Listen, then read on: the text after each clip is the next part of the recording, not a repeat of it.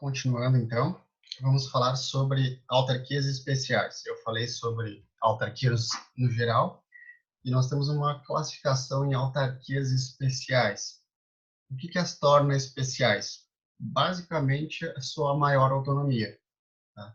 A lei que cria essas autarquias especiais vai estabelecer maiores privilégios, maior autonomia, mandatos para os seus diretores.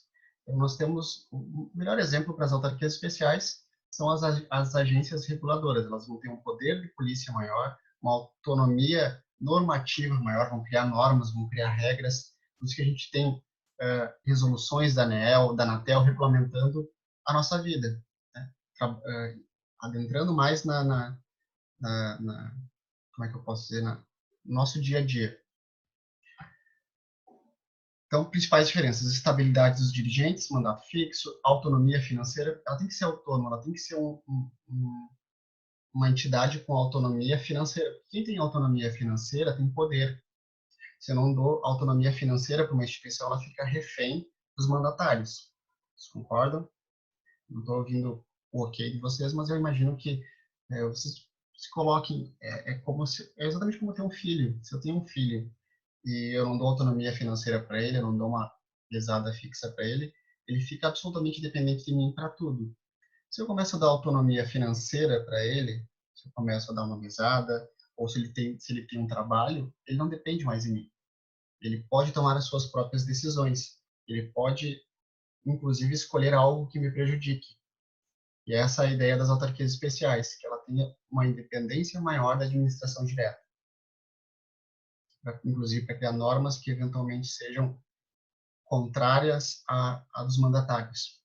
O governo, ele muda a todo momento, o Estado permanece. Lembrem sempre disso. Então, nós temos universidades públicas, as agências reguladoras são os melhores exemplos disso. Um outro tipo de entidade que, para muita gente, talvez seja surpresa, são autarquias, são os órgãos reguladores de atividades profissionais. Por que elas são autarquias? Basicamente porque elas têm que ter poder de polícia. Elas têm poder de polícia para cobrar a habilidade e para regulamentar uma profissão. Eu não posso trabalhar em determinadas áreas se eu não tiver o reconhecimento e a autorização do meu órgão regulador. O melhor exemplo para nós é a própria OAB, né? Mas a maior parte das entidades exige inscrição, exige pagamento de anuidade para que eu esteja ativo naquela profissão. Algumas diferenças dessas instituições é que os mandatários não são eleitos, não são indicados, perdão, pelo executivo, eles são eleitos pelos próprios membros da sua entidade. Então, elas não estão subordinadas à tutela da União.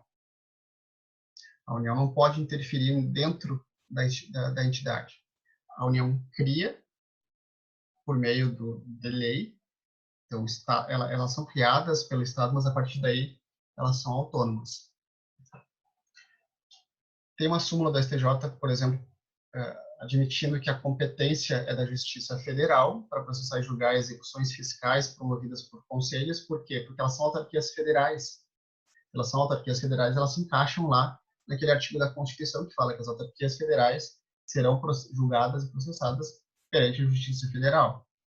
Mas elas não vão ter isenção de custas, como as outras autarquias, e também não vão se submeter ao regime de precatórios para pagamento das suas dívidas. Então, elas são autarquias bem diferentes, né?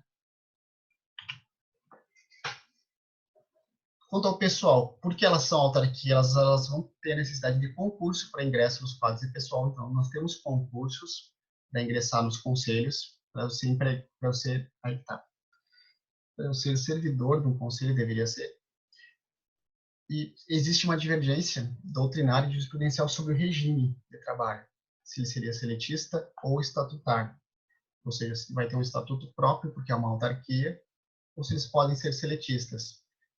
Em tese, seletistas não se coadunaria com o regime de autarquia, mas a maior parte dos conselhos contrata pelo regime CLT, como se fossem empregados públicos. É bem estranho, é um regime bem diferente, esses conselhos. Eles são autarquias, mas eles têm prerrogativas próprias, eles acabam contratando as pessoas pelo regime seletista, sofrem pressões para que seja pelo regime dos servidores públicos civis da União, como as outras autarquias. Não tem uma uniformidade em relação a isso.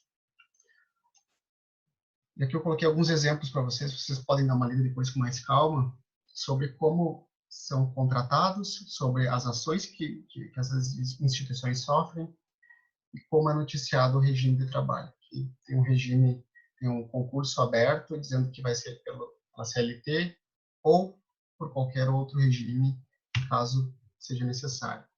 Aqui tem também um exemplo da abertura de uma autarquia especial por meio de lei. E a OAB? Bom, a OAB foi criada uma solução específica para ela. Ela não estaria sujeita a nenhum controle, ela não seria uma entidade de administração indireta da União, seria um órgão absolutamente independente. Também foi questionado, lembra do Janot? O Janot, aquele que ameaçou matar o Gilmar Mendes, né? Quando ele, antigamente, enquanto ele ainda não tinha ameaçado matar ninguém, ele tinha dado esse parecer dizendo, enquanto procurador da República, que tinha que ser revista essa natureza sui generis da OAB.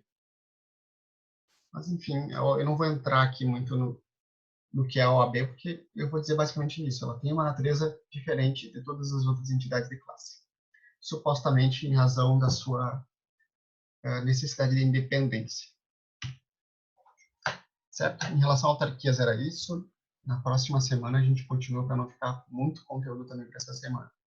Certo? Um abraço para todos.